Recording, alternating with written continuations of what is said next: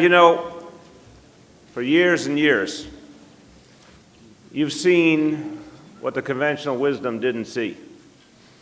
When you created NAN, I remember when you created NAN, people didn't understand the sweep of your vision. They didn't understand that you could build something that would have such a lasting impact and such a national impact. But that is because many times when you said we could change, a lot of the conventional wisdom said it was impossible. And Rev, what we all have to thank you for is not believing that things were impossible, but creating a new reality and helping us get to a better place.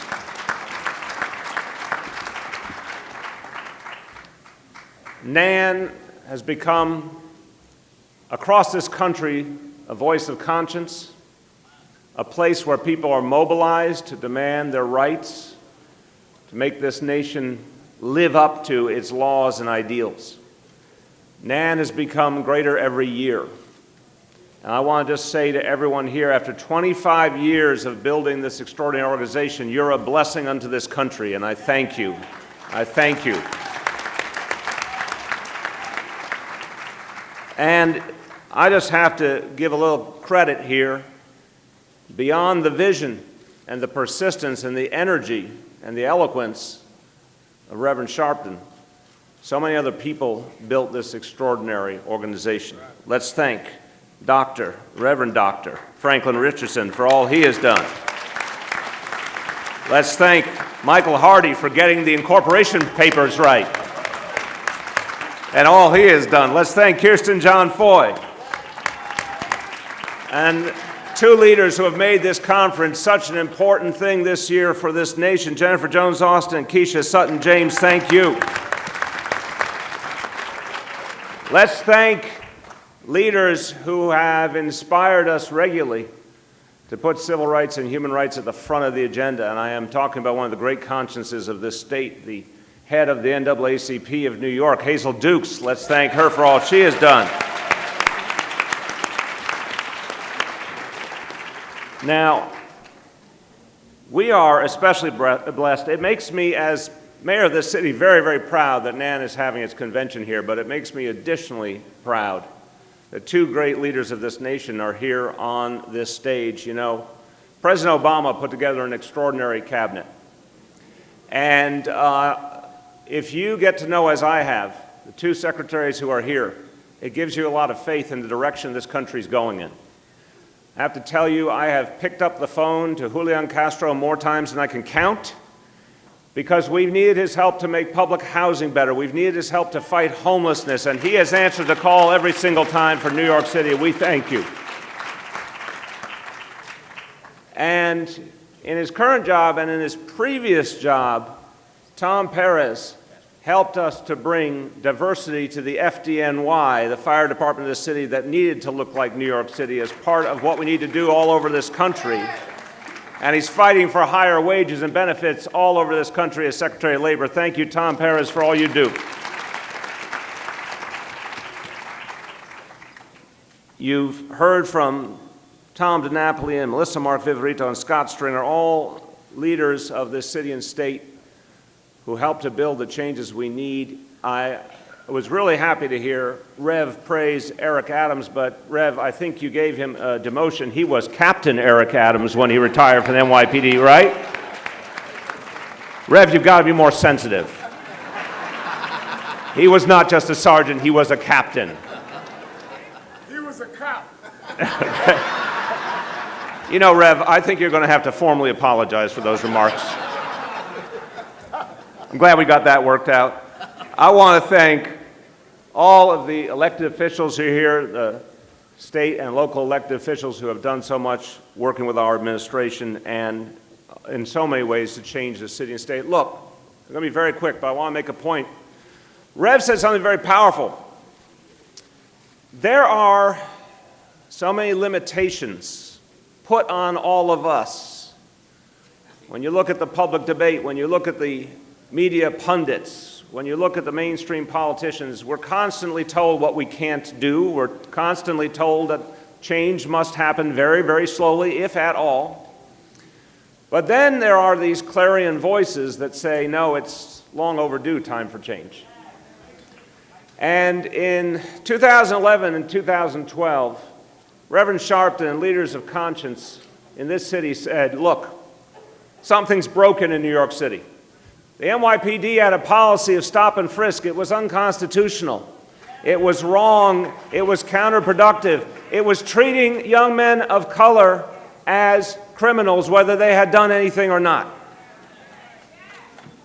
Now, some of you may know, my own son is a young man of color, and I knew very personally the horrible stereotypes forced on our young men, even though in this city, in this nation, they are our future, they are the leaders of tomorrow, they are the rock upon which we will build our church and the future of this country.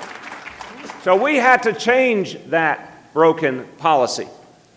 And history needs to record that Reverend Sharpton and Nan and progressive labor unions and elected officials got together and did the silent march of 2012 to say that we would not accept a broken stop and frisk policy anymore. Now, brothers and sisters, guess what? The minute that message started to gain momentum, guess what the counterpush was? If we reduce this broken, unconstitutional, unfair policy, there'll be chaos. There'll be rampant crime. If you want justice and fairness, of course, there'll be something bad that comes with that. And you know what people in this city did? They didn't buy that. They saw through that. They know it was a false choice. Well, fast forward to today. In the year 2011, there were 700,000 stops, again, overwhelmingly of young men of color, and they were overwhelmingly innocent in every way, shape, and form. Now, last year, about 25,000 stops, and they were predominantly people who, in fact, there was a legitimate reason to stop, associated with the criminal justice system. So guess what happened at the same time? Crime went down. Crime went down because the police and the community started working together, because the barrier was removed. The thing that was standing in the way of a bond between police and community was taken away. Police and community started communicating and acting as partners. And guess what else went down? Complaints against police went down 25%. Because we helped our police officers to know the best way to engage community members, to de-escalate conflict. This is the way of the future. And it's being proven here in the biggest city in the country. But it would not have happened if Nan hadn't stood up and said it was time for a change.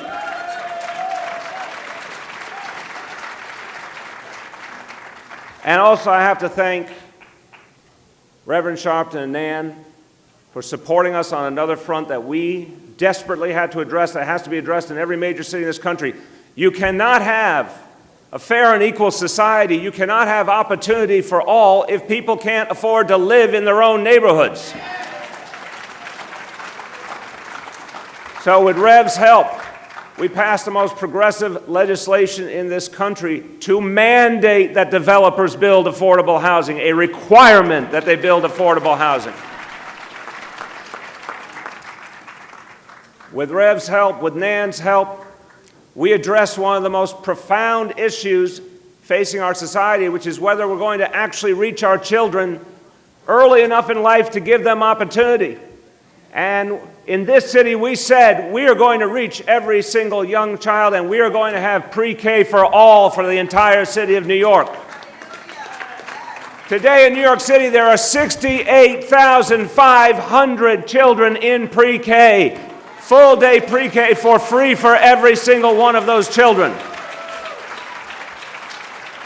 More children in our pre-K classrooms than in the entire school system of Boston or the entire school system of San Francisco. We had to reach them all because they are our future and they deserve it. And finally, if we're going to create opportunity, let's say out loud a truth.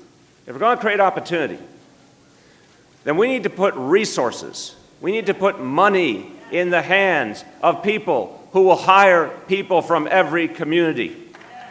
We have to break the status quo. The status quo hasn't worked. That's why this administration in the last year has authorized $1.6 billion in contracts for MWBEs. And our commitment to minority and women-owned business over the next 10 years is $16 billion in contracts.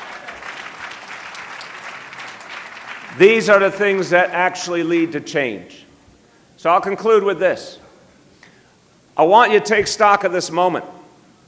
25 years of NAN, 25 years of success in making change, helping to elect people with a progressive vision, helping to change broken policies like stop and frisk and change them into policies of fairness and inclusion, helping to elevate communities all over this country.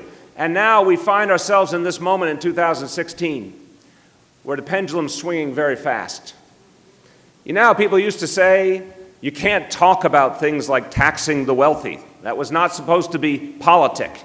You couldn't talk about income inequality. If you said we need a $15 minimum wage, people would say, that's crazy, we can't reach that. That was just a few years ago.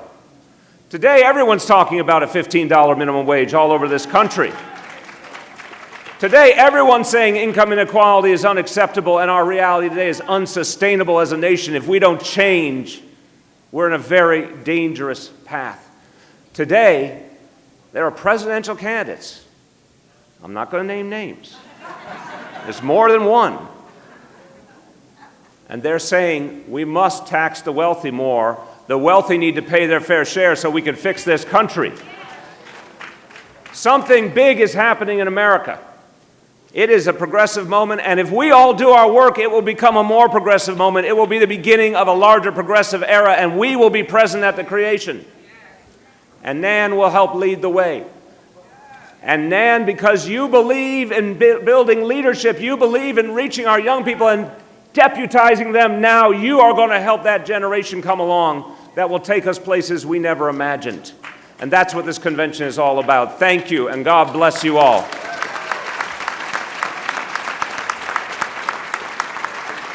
Oh, wait, I have a proclamation, Rev. Hold on now, Rev. We're going to do something mainstream here, Rev. Rev, on behalf of 8.5 million New Yorkers,